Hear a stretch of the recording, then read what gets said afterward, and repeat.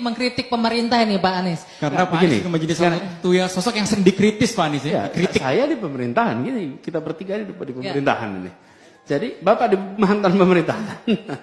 Jadi kalau berada di wilayah publik, maka kupingnya nggak boleh tipis.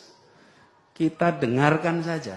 Bila ungkapan disampaikan dengan akademik, baik-baik saja. Bila ungkapan kritik dilakukan secara kasar, itu ekspresi kemampuan dia dalam mengungkapkan. Tapi bagi saya yang sedang bekerja, ini semua adalah ungkapan pendapat rakyat. Baik yang mendukung, baik yang tidak mendukung, baik yang mencaci, baik yang kata-katanya kasar. Makin kasar kata-katanya, itu makin mempermalukan dirinya sendiri, bukan pas saya. Jadi saya tidak perlu merasa masalah. Dan yang kedua, jangan tempatkan misalnya seperti Jakarta sebagai masalah pribadi. Jadi ini Jakarta nih, saya tempelan di sini. Gitu ya, jangan jadi jangan bawa perasaan. Ini Jakarta nih, ini kita bahas nih. Ada yang mengatakan plus, ada yang mengatakan minus. Saya sedang diamanati selama 3 tahun terakhir ini mengurus masalah di Jakarta. Apakah masalahnya baru mulai 3 tahun terakhir? Tidak, masalahnya sudah ada lama.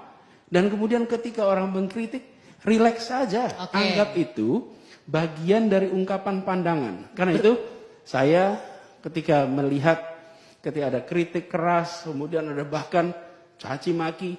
Diserang buzzer juga sering ya di sosial media. Ya, bahkan begini, makin keras itu sebetulnya ini adalah catatan yang akan dibaca oleh anaknya dan oleh cucunya di kemudian hari. Dan ketika saya hari ini menjawab, jawaban saya juga jawaban yang akan direkam.